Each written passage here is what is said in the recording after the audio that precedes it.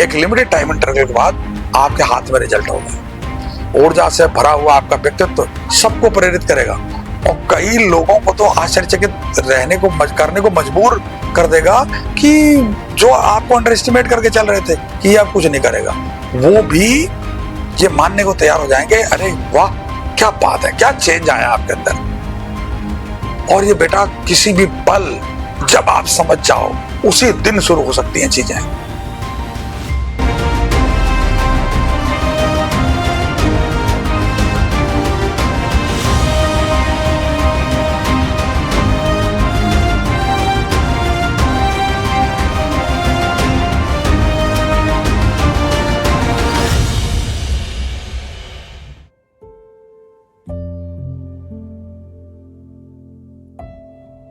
आज का यह विशेष अंक हम अपने प्यारे स्टूडेंट्स के लिए विद्यार्थियों के लिए लेकर उपस्थित हुए हैं। स्टूडेंट्स को आज हम यह बताना चाहते हैं कि बच्चों, तुम आगे बढ़ना चाहते हो, कुछ करना चाहते हो। तमाम बार ऐसा होता है कि बहुत दिन तक हम लापरवाह रहे और लापरवाही के चलते हमारा बहुत इंपॉर्टेंट टाइम हाथ से निकल गया है, ऐसा हमको लगता है। अब हम शुरुआत करना चाहते हैं। हमें लगता है कि हमारे साथ के बहुत सारे बाकी जो क्लासमेट्स थे, दोस्त थे, वो आगे बढ़ गए हैं या आगे बढ़ रहे हैं और डे बाय डे वो कुछ न कुछ प्रोग्रेस कर रहे हैं और मैं पीछे छूट रहा हूं। अब मैं क्या करूं, कैसे करूं? मैं तो बहुत पीछे रह जाऊंगा और मैं शायद अब आगे कुछ ना कर पाऊं। ऐसी तमाम प्रकार की बातें जिन विद्यार्थियों के दिमाग में आती है, मैं आज उनके लिए एक विशेष सेशन लेकर आया हूं। अब ध्यान से आपको मेरी बात सुननी है और बहुत ही प्रेम से इन बातों को फॉलो करने के लिए अपने आप को तैयार करना है। चीजें क्या हैं?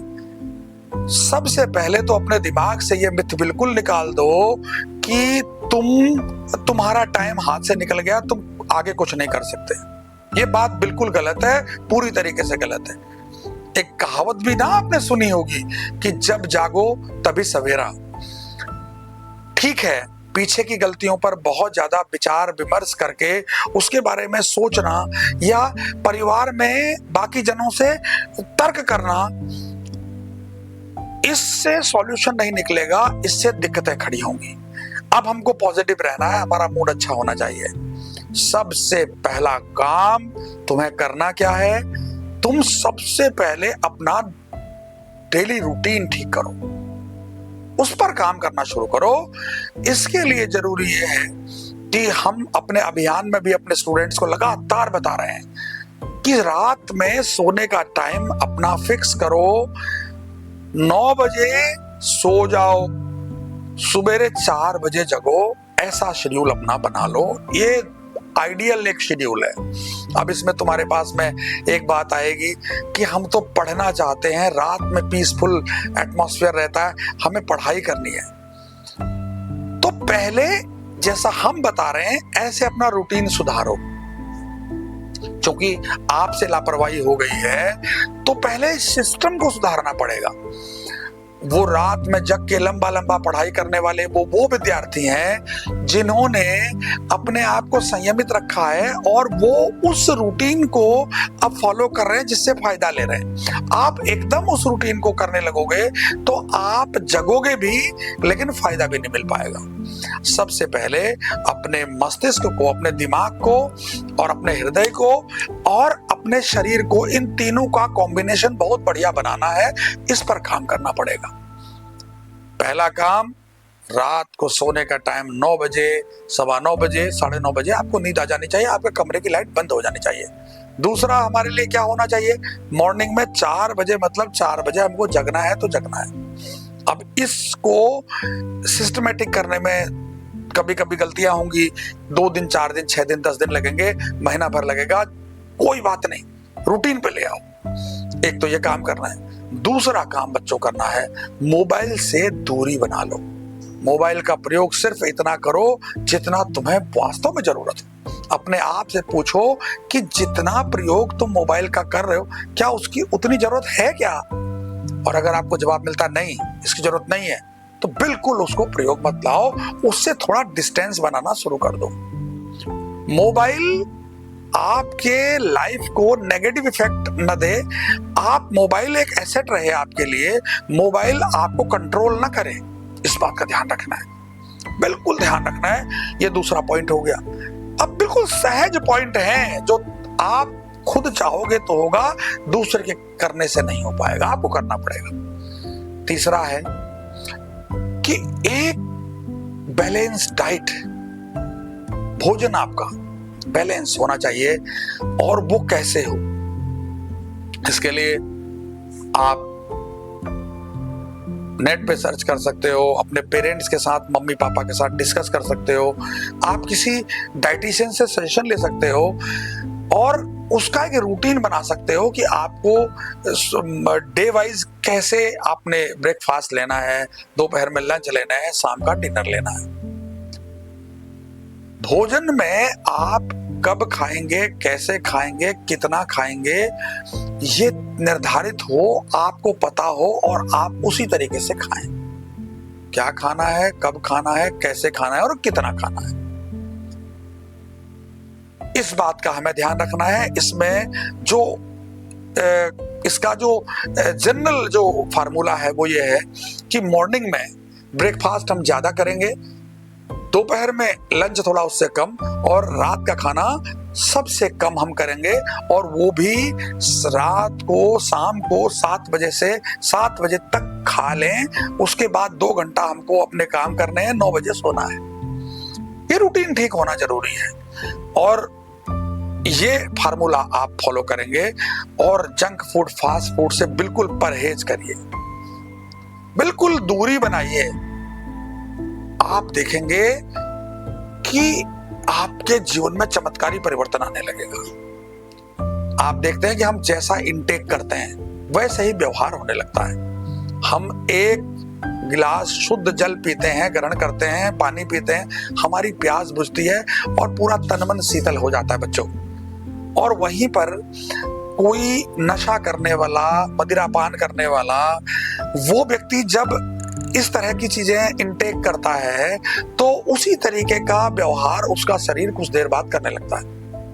तो आप हमारा स्वदेशी भोजन जो हमारी माँ बनाती हैं उनको बहुत प्रेम से ग्रहण करेंगे तो मन भी माँ की तरह शीतल हो जाएगा। ये कहानियां नहीं है, ये एकदम नेचुरल ट्रूथ है।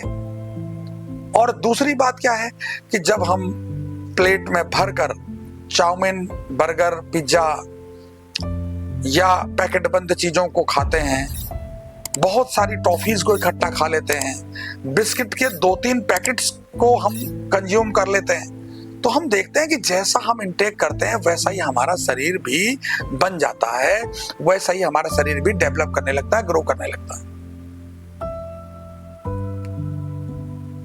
इस बात का 100% आप अपने रूटीन में, डे टाइम पर, डेली रूटीन पे ये शेड्यूल को फिक्स करिए कि हमें भोजन करना है, नियमानुसार करना है। शरीर को जिन चीजों की, जिन पोषक तत्वों की जरूरत है वो हमारे खाने में शामिल होने चाहिए। और क्योंकि शरीर अगर सुव्यवस्थित होगा, सुदृढ़ होगा, स्ट्रांग होगा, मेंटल आपका हेल्थ अच्छी होगी, तो तब ना आप कुछ अच्छा काम कर पाएंगे बच्चों। तो अभी जब आप यंग हो, छोटे हो, ग्रोइंग स्टेज पे हो, तो शरीर में कुछ एनर्जी लेवल ऐसा होता है जो मेंटेन रहता है। कुछ गड़बड़ कर भी लोगे तो शरीर एडजस्ट कर लेगा, लेकिन उसके दुष्परिणाम कुछ सालों बाद आपको देखने को मिलेंगे। तो इसलिए बिल्कुल भी शरीर के साथ खिलवाड़ और जाति भोजन के नाते नहीं होनी चाहिए, इस बात का ध्यान रखना है। ये हो गया तीसरा बिंदु। अब इसी में चौथे बिंदु की बात हम आपको बताएं तो वो है खेल। खेलना कितना इंपॉर्टेंट है। जब कभी स्ट्रेस महसूस हो, किसी बात को लेकर परेशानी हो, तनाव महसूस कर रहे हो, थोड़ा मन अच्छा नहीं है, ऐसा फील आ रहा है, तो निकल जाओ किसी मैदान में, दौड़ो और इतना दौड़ो कि थक जाओ और बेहतरीन थकान लगने तक दौड़ो। तो ये क्रम जब आप नियमित करोगे तो तुम्हें बहुत मजा आएगा।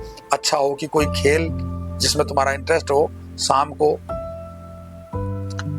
1 से 1.5 घंटा 2 घंटा उस खेल के मैदान में उस खेल को खेलने वालों के साथ पूरी शिद्दत के साथ खेलोगे तो आपके शरीर से भी आप स्वस्थ रहेंगे और आपकी एक हॉबी डेवलप होगी खेल के रूप में, और आपको टीम भावना, एक टीम स्पिरिट, समूह के साथ खेलने का आनंद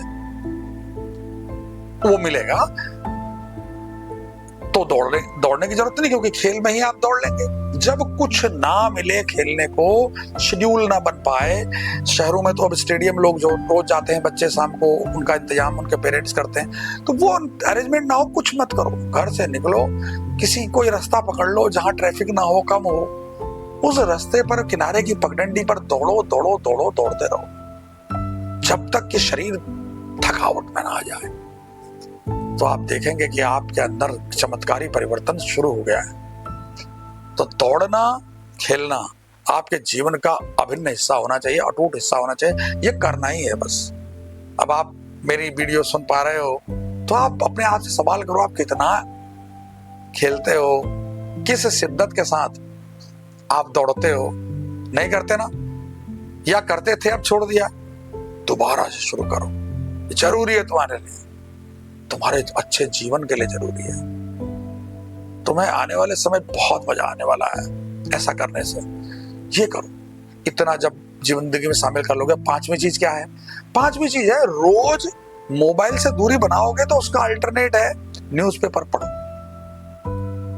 जो न्यूज़पेपर ले लो उसको पूरे आर्टिकल्स उसके पेज बाय पेज सब पढ़ो। हैबिट डेवलप करो कि 1 घंटा न्यूज़पेपर को देना है, तो करंट अफेयर्स आपके तैयार हो जाएंगे। बहुत सारी देश दुनिया में क्या हो रहा है इसकी जानकारी हो जाएगी। तमाम बच्चे कहते हैं कि सर मोबाइल में देख लेते हैं। बेटा, मोबाइल में देखने और पढ़ना और न्यूज़पेपर पढ़ना, इसमें बहुत बड़ा डिफरेंस है। न्यूज़पेपर पढ़कर उसमें जो मीनिंग से नहीं समझ में आ रही उसको अंडरलाइन करो, फिर ढूंढ कर उसको समझो, कुछ अपने पर काम करो। तो एक प्यारा सा मजा आना चाहिए न्यूज़पेपर पढ़ने के लिए, और न्यूज़पेपर पढ़ने के टाइम पर न्यूज़पेपर तुम्हें अवेलेबल रहे, इसके लिए अपने पापा से।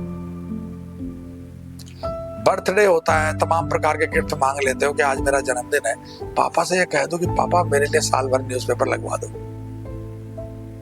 चलो शुरू में पर डे वाला ना लगाओ, कम से कम हफ्ते में 1 दिन के लिए लगा लो, फिर धीरे धीरे हफ्ते में 2 दिन करो, फिर 3 दिन करो, ऐसे करके हैबिट बनाओ। एक साथ में सब करने का प्रयास मत करो कि आज ही से सारा कर लो, लेकिन इंटरेस्ट डेवलप करो तो मजा आने लगेगा।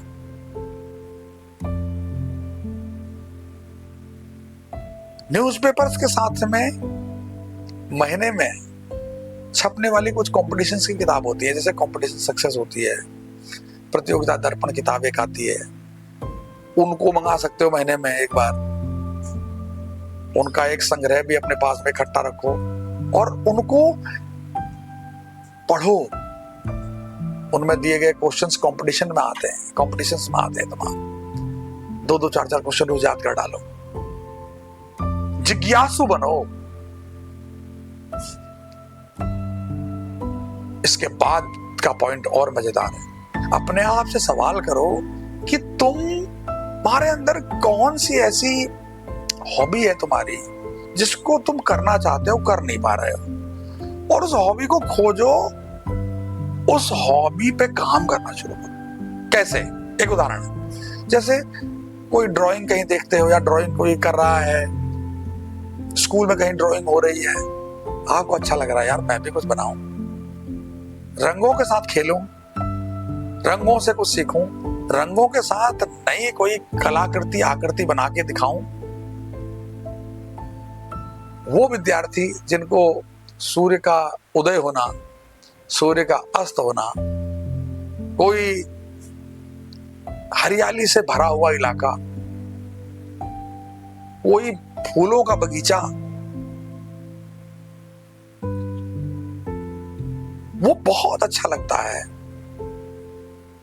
तो जाहिर सी बात है, वो अगर ढूंढेगा बच्चा कि मेरे अंदर हॉबी क्या है, तो तुमको वो चीजें अच्छी लगती हैं, तो उन्हीं कलाकृतियों को कागज में उकेरना भी तुमको अच्छा लगेगा। करके देखोगे 1-2 बार, कुछ रंग खराब होगा, कुछ पेपर वेस्ट होगा, लेकिन तुम्हारी हॉबी निखर कर आने लगी। कुछ बच्चे हैं जो उनको पता नहीं मुझे क्या हॉबी है मेरी, मुझे समझ में नहीं आ रहा। हॉबी हॉबी की सब लोग बात करते हैं, आखिर हॉबी है क्या? तो आपको चिड़ियों का चहचहाना बहुत अच्छा लगता है, गीत गुनगुनाना बहुत अच्छा लगता है, गीत सुनना, गाने सुनने अच्छे लगते हैं, अलग अलग प्रकार का गायन, मॉडर्न जो गीत हैं वो अच्छे लगते हैं, पुराने गीतों का संगीत अच्छा लगता है। तो शायद आप में हॉबी के रूप में डेवलप करने के लिए गायन हो सकता है, वादन हो सकता है, कोई इंस्ट्रूमेंट बजाना सीखते हैं हम हारमोनियम बजाना सीखते हैं, थोड़े दिनों में हमारे टीचर हमको सिखाते हैं या किसी से हम सीख लेते हैं और उसके बाद में उसको अकेले बजाते हैं तो बड़ा आनंद आता है जब हारमोनियम अपनी तान छिड़ता है, जब उसकी आवाज निकलती है। कुछ तबला बजाने में, बड़ा ढोलक बजाने में, गिटार बजाते हैं बहुत बढ़िया, मुरली बजाते हैं बहुत बढ़िया, बांसुरी वादन, संगीत के इसी तरह तमाम प्रकार की विधाएं हैं जो हॉबी के रूप में। कहीं पर व्यवस्था है, बच्चे हॉबी में हॉर्स राइडिंग करते हैं, सुविधाएं होती हैं, तो कहीं पर शूटिंग पे बड़ा इंटरेस्ट होता है उनको, एडिशनल हॉबीज में उसको कर लेते हैं। कई बार नृत्य करना, डांस करना एक हॉबी है। तो आप हर विद्यार्थी को चाहिए कि वो अपनी हॉबी को पहचाने और उस पर काम करे पूरी शिद्दत के साथ, पूरा टाइम देकर। तो आपकी मस्ती वो काम करने लगेगी जो आपको एनर्जी देने के लिए बहुत जरूरी है, आपके आने वाले जीवन के लिए बहुत जरूरी है। इसको समझना है आपको। उसके बाद जो काम करना है बच्चों, वो है दोस्ती। दोस्ती मेरी किसके साथ हो, किस लेवल की दोस्ती हो, कैसी दोस्ती हो, ये सवाल आप अगर अपने आप से करोगे तो शायद बहुत देर तक सोचोगे तो लगेगा यार दोस्ती के लिए क्या सोचना, वो तो जो कोई मिल गया हमसे बात की, क्लास में पढ़ता है, सब दोस्त हैं, सब क्लास में पढ़ने वाले क्लासमेट्स हैं, उनके साथ में भाई बहन की तरह व्यवहार करके रख सकते हैं, रखना चाहिए, बिल्कुल रखना चाहिए, इसमें कोई डाउट नहीं। लेकिन दोस्ती के बगैर काम नहीं चलता। दोस्त कैसा हो? दोस्त वो हो जो हमारी चिंता करे, जो गलत करने पर हमको टोक दे, जो हमें सही बात बताने के लिए हमारे व्यवहार की परवाह न करे, वो ये ना देखे कि इसे बुरा लगेगा, हमको गलत करने पर तुरंत टोकने का भाव उसमें, उतनी हिम्मत उसमें हो, कहीं हमारा हित हो रहा हो तो वो अपने साथ साथ में हमको भी लेके चले। कहीं उसको ज्ञान मिला, कुछ अच्छी बातें पता चली अपने पिता के जरिए, समाज के जरिए, लोगों के जरिए, तो उसको डिस्कस करे, मर्यादित हो, अच्छे अच्छे शब्दों का प्रयोग कर रहा हो, ईर्ष्यालु ना हो, आपको उसके साथ में रहना अच्छा लगे, उसकी हैबिट्स अच्छी हैबिट्स जिसको आप अप्रिशिएट कर पाओ, ऐसा उसका वो दोस्त हो। तो ऐसे एक दो दोस्त, उनके साथ में लिमिटेड बात करना, बहुत लंबा समय उनके साथ में नहीं, लिमिटेड बात करना, पढ़ने लिखने आगे बढ़ना से रिलेटेड चर्चाएं, सकारात्मक वार्ता उसके साथ में होनी चाहिए। अब ये छोटी छोटी चीजें जो आपको बताई गई हैं, इन चीजों के माध्यम से आप अपने स्टूडेंट लाइफ को डेकोरेट कर सकते हो। आपने जो पीछे खो दिया उसको दोबारा से रिवाइव कर सकते हो, पूरी शिद्दत के साथ, पूरी ईमानदारी के साथ आप आगे बढ़ सकते हो। पीछे छूटा हुआ भी रिकवर हो जाएगा। और जब आप ऐसा करने लगोगे तो आप ये पाओगे कि आपका दिमाग किताबी ज्ञान जो पठन पाठन का हमारा काम है, जो हमारा सिलेबस है, जो कॉपी किताब है जिस क्लास की हम पढ़ रहे हैं, उनको पढ़ने की इच्छा भी, प्रबल इच्छा होने लगेगी। और एक चमत्कारी फायदा और बताएं, आपको जो कोई भी टीचर कुछ पढ़ाएगा या आप कहीं पर कोई चीज पढ़ रहे होंगे तो देर तक दिमाग में रहेगी चीजें, क्योंकि मोबाइल से भी दूरी बन गई और जब तक थकते नहीं तब तक दौड़ रहे हैं। सवेरे जल्दी उठते हैं, रात को जल्दी सोते हैं, खान पान का अपना ध्यान रख रहे हैं, तो शरीर में नए प्रकार के चेंजेस हो रहे हैं, पॉजिटिव चेंजेस हो रहे हैं। जो उसमें नेगेटिविटी आ गई थी वो खत्म हो रही है और कुछ अच्छा होने लगा है। जब बहुत जल्दी थकान लग जाती थी, आलस आता था, अब बहुत देर तक काम करता रहते हैं, पढ़ते रहते हो, थकान नहीं लगती है। पहले होता था टेबल पे बैठ के पढ़ रहे हैं, अब लगता था कि यार लेट के पढ़ जाए जरा, लेट के बैठ पढ़ते थे तो सो जाते थे। अब जितनी देर पढ़ना है अलर्ट है, एकदम टेबल पे बैठ के पढ़ रहे हैं। देखिए कितनी चेंजिंग आने वाली है और उसी चेंजिंग के सहारे आप बहुत आगे बढ़ जाओ। तो प्यारे बच्चों, ये जो टिप्स आज हमने आपको दिए हैं इनको फॉलो करना है, लेकिन इस पूरे वार्ताक्रम में एक बात ध्यान रखना है, अपने अंदर चेंज लाने की सोचो, पूरे शिद्दत के साथ अपने आप को आगे बढ़ाने के विचार करो, अपनी बुराइयों को त्याग कर अच्छाइयों को अपने अंदर लाना है, अपने डेली रूटीन में लाने के का काम जिस दिन शुरू करोगे उस दिन से थोड़ा तकलीफ और कष्ट होना शुरू होगा।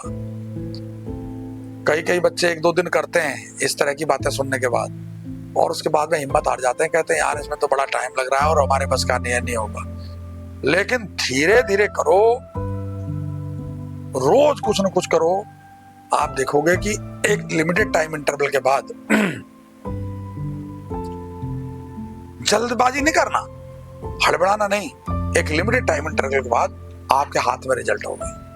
ऊर्जा से भरा हुआ आपका व्यक्तित्व सबको प्रेरित करेगा और कई लोगों को तो आश्चर्यचकित करने को मजबूर कर देगा कि जो आपको अंडर एस्टिमेट करके चल रहे थे कि आप कुछ नहीं करेगा, वो भी ये मानने को तैयार हो जाएंगे, अरे वाह क्या बात है, क्या चेंज आया आपके अंदर। और ये बेटा किसी भी पल जब आप समझ जाओ उसी दिन शुरू हो सकती हैं चीजें।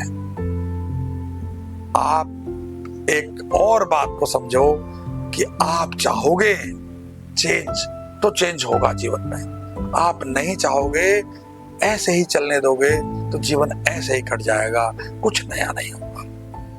जीवन में कुछ नया और अच्छा हो तो आज कष्ट झेलना पड़ेगा, कुछ तकलीफ होगी और खुशी खुशी ये तकलीफ और ये कष्ट जब हम स्वीकार करेंगे, इनसे जद्दोजहद करेंगे तो हाथ बहुत बढ़िया चीज मिलने वाली है, जिंदगी बहुत शानदार बनने वाली है, तरक्की होने वाली है, आगे हम बढ़ने वाले हैं और सबकी प्रशंसा, सबके आशीष और स्नेह का पात्र हम बनने वाले हैं। बस ये बात हमको ध्यान रखनी है।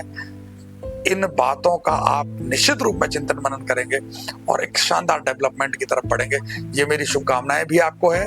और साथ में हमारे हेल्पलाइन पर जो ये हेल्पलाइन नंबर और जो भी आपके ये स्क्रीन पर फ्लैश हो रहे हैं, इन नंबर्स पर संपर्क कर हमको जहां से भी आप हमको सुन पा रहे हैं, काउंसलिंग के लिए समय लें, आए। 2 घंटे का सेशन हम लोगों का मैक्सिमम काउंसलिंग का होता है, उस सेशन में सम्मिलित हों और अपनी क्वारीज सामने रखें। इन मोबाइल नंबर्स पर भी आप कुछ पूछना चाहो तो पूछ सकते हो, ताकि हमारा ये अभिमान कि हम इतना अच्छा कार्यक्रम शुरू कर रहे हैं, एक अभियान चला रहे हैं और हमारा ये अभिमान के साथ ये अभियान निश्चित रूप में कामयाब होगा।